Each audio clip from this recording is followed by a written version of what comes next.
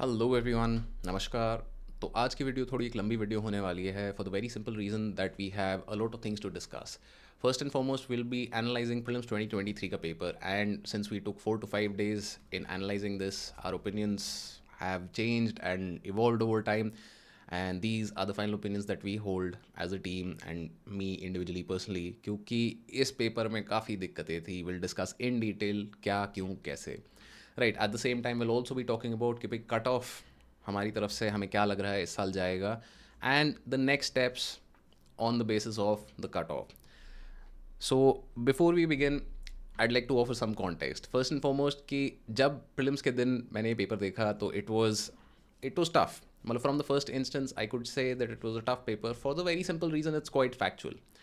But when we analyzed the paper, when we were sitting and discussing each and every question, me, Advocate Shashank, Krishna, most of our faculty, we found that the options are a bit too close for comfort. कि अब ऐसा हो कि भाई अंदाज़ा भी लग जाए ऑप्शन का तो आप कुछ कर सकते हो, तो ऐसा भी नहीं था इस पेपर में. And then by day 3 what had started happening was कि we started finding contradictory evidence to a number of questions.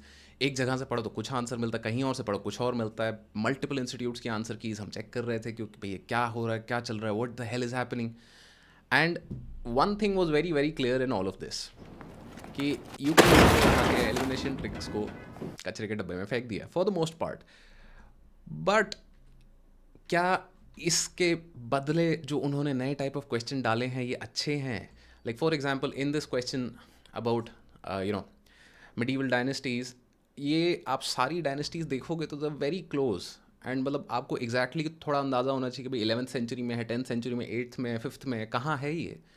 And नहीं पता है तो फिर मतलब 1 2 3 मतलब ये बहुत ही मुश्किल एक क्वेश्चन हो गया. Similarly in this question we talk about for a very simple reason, statement 2 is very problematic.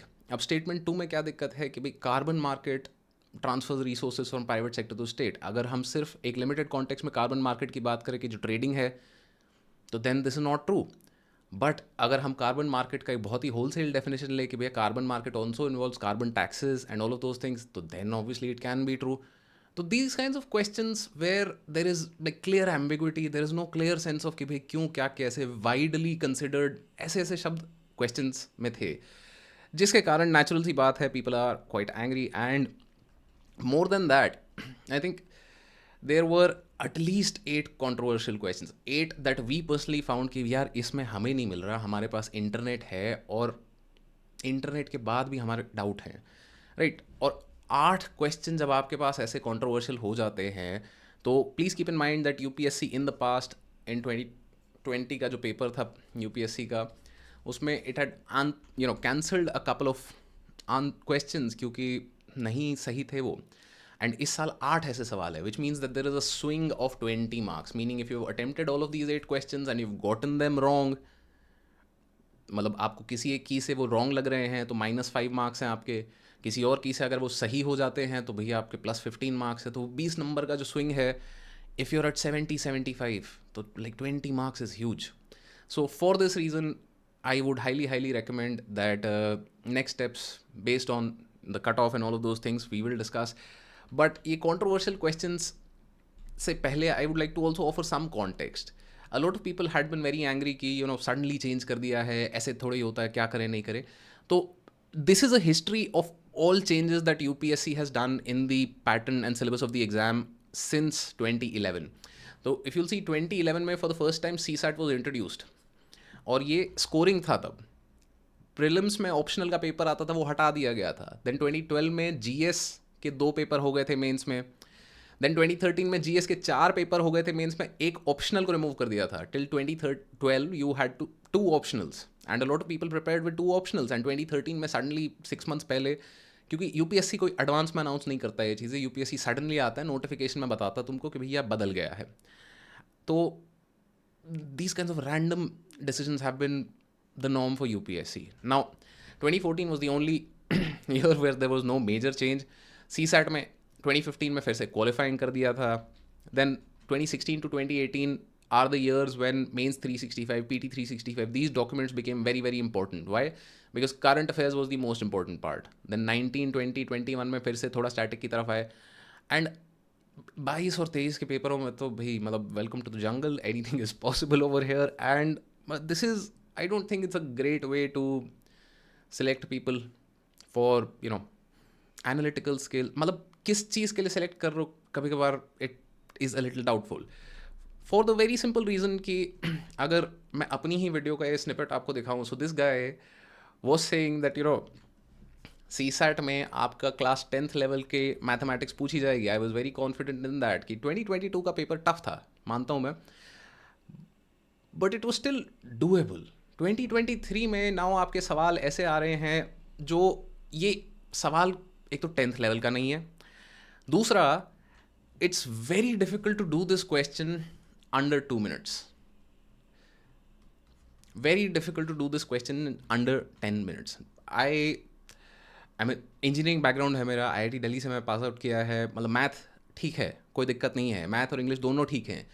मैं पेपर करने बैठा, it took me up 3 hours to finish the paper. तो मतलब by any means this is an absolutely tough जो C set का paper आया था. क्योंकि ये क्वेश्चंस नॉट जस्ट कि भाई आपको 4-5 स्टेटमेंट यहाँ पे दे दी है of relations and then you have to further check these, and similarly अब यहाँ पे कुछ कुछ दिया हुआ है भाई.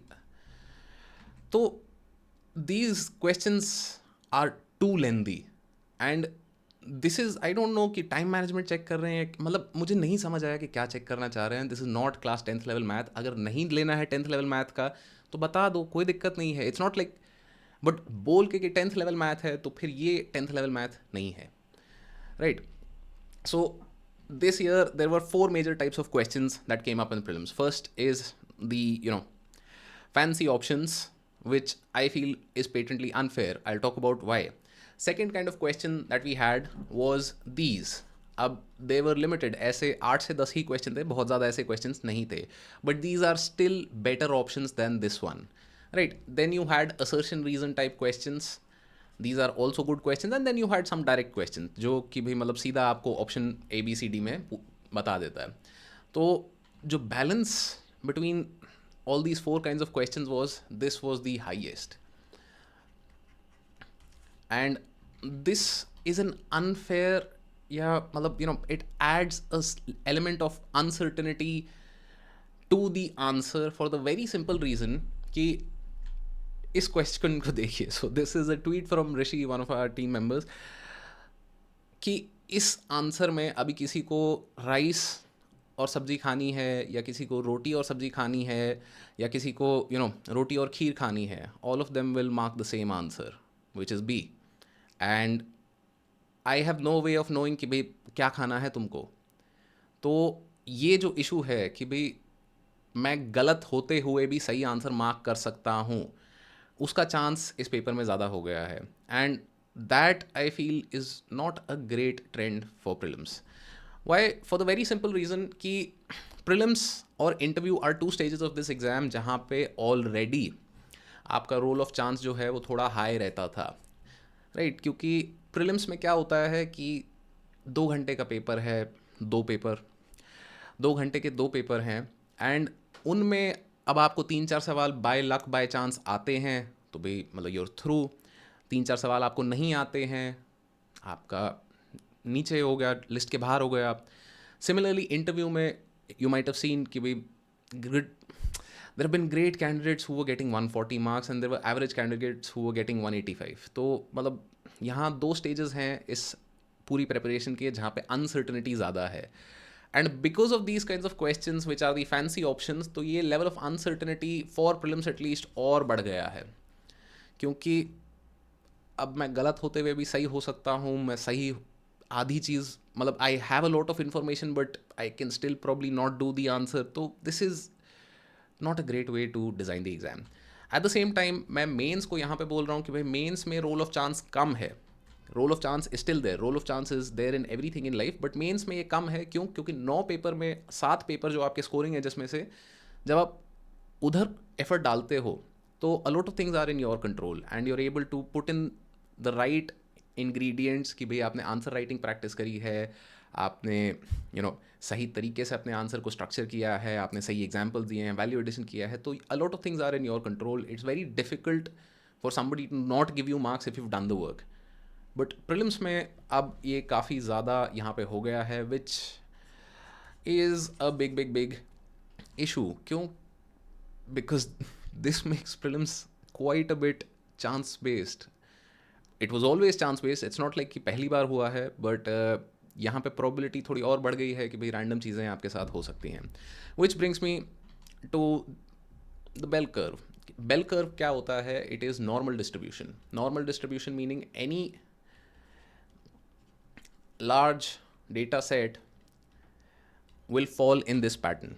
इसका मतलब क्या है? There will be very very few people in prelims who will be scoring under 10 marks, and there will be very very few people who will be scoring above 150 marks. मतलब even if somebody is doing that, a lot of people will be scoring over here 60 to 80, right?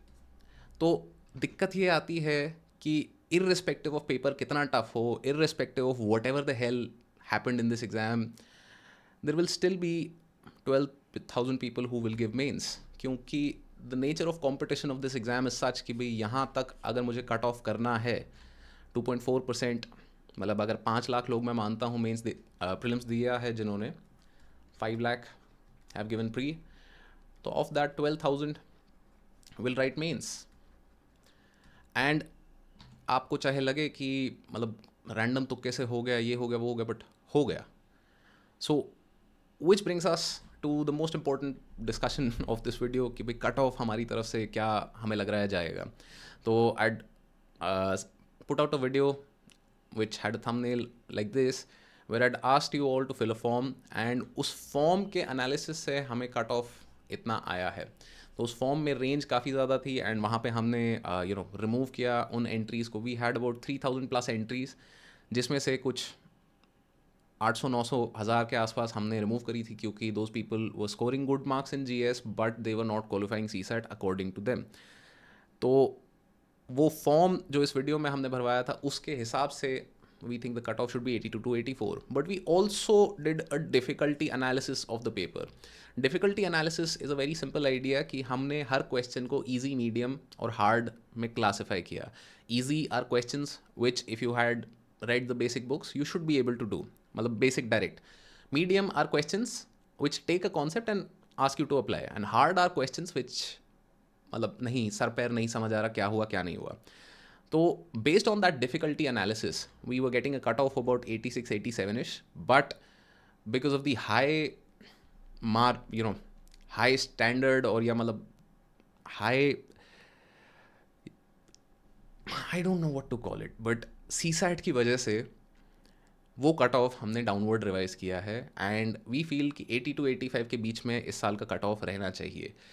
So what does that mean for the general cut off trend? तो general cut off trend की अगर मैं बात करूँ तो हर साल हम देख ही रहे हैं कि भाई कट ऑफ नीचे जाए जा रहा है 2015-16 onwards. These were I would say current affairs वाले गोल्डन ईयर्स, बट देन 18 19 20 यहाँ पे आपका थोड़ा 21 एंड 22 में 88 आपका कट ऑफ था, बट वी फील और नीचे ये जाएगा, and the future seems to be going in that direction only कि हर साल अगर ऐसे ही क्वेश्चंस आने वाले हैं तो cut off will keep going downwards. It's a good thing, it's a bad thing, I don't know, but it will cause a lot of uncertainty going forward, which brings me to a discussion of कि भाई किस subject में कितने difficult questions थे, and what my biggest what the hell thing was this. Modern history से I think 3 या 4 total सवाल आए हैं, and ancient and medieval and art and culture से you got a good chunk of questions, and a lot of them were hard questions. तो ऐसा भी नहीं है कि मतलब एंशिएंट मेडिवल से पूछ रहे हैं तो मतलब कोई ढंग की चीज़ पूछ ले, random. And at the same time if you see current affairs, very hard questions. Economy, environment, मतलब ये जो 3 कोर सब्जेक्ट्स आपके हैं, economy, environment and polity, and to some extent science and tech, but economy, environment and polity, these are 3 subjects जहाँ पे अगर आप अब मिस्टेक्स कर रहे हो प्रीलिम्स में तो you are probably not gonna go through, क्योंकि बाकी सब सब्जेक्ट में तो स्कोप ही नहीं बचा कि भाई एंशिएंट मेडिवल के सवाल आ रहे हैं, मॉडर्न हिस्ट्री के सवाल ही नहीं आ रहे हैं, एंड करंट अफेयर्स में टफ सवाल हैं, तो लाइक व्हाट्स लेफ्ट, राइट। और अगर हम देखें कि भाई टाइप्स ऑफ क्वेश्चंस के हिसाब से देखें तो we saw 4 types of questions like we just discussed a little while ago, कि the first kind was the sober options which was option 1 only, 2 on B is 2 only, C is both, D is neither. So those I consider as sober options. And then you have the fancy options which are very fancy, and then you have the direct questions and then the assertion reason type. तो अगर subject के हिसाब से मैं देखूं, subject के हिसाब से भी मैं देखूं तो like the entire paper has a lot of hard questions overall, क्योंकि ये जो फैंसी ऑप्शन वाले क्वेश्चंस हैं इनमें you have to have a lot of information, and even then आप कुछ रैंडम चीज़ सोच के कुछ और रैंडम करके आप सही करके गलत कर सकते हो, गलत करके सही कर सकते हो, तो मतलब ये doesn't make sense, but still it's there. And difficulty अगर मैं बोलूँ बाय क्वेश्चन टाइप, तो जो फैंसी ऑप्शन वाले आपके क्वेश्चंस थे, because of how the questions are, they had a lot of hard questions. Assertion reason also had hard questions. Direct questions were also sometimes hard, but उधर कुछ तो मेरे पास scope था काम करने का। अब फैंसी ऑप्शंस में which is like 1 statement only, 2 statement only, 3 only, 4 only, मेरे को या तो आता है या मुझे नहीं आता है, एंड इतने सारे क्वेश्चंस उनमें से जब आप हार्ड दे देते हो तो then that means that this is a tough paper, right. So which brings us to what next, कि भाई आपने प्रीलिम्स 2023 दे दिया, अब आगे के स्टेप्स क्या करने हैं हमें। तो आपके पास 2 आउटकम्स हैं। Now cut off, I know I said 80 to 85, but over here I am simply saying 70 marks. अगर आपके एवरेज स्कोर आपका मल्टीपल की से 70 आ रहा है, I would highly recommend that you start preparing for mains. Now अगर आपका 70 से बिलो आ रहा है, तो there you have a choice, and the choice is an important one that you really need to make right now. Number 1 is कि भाई क्या आप अगला अटेम्प्ट देना चाहते हो।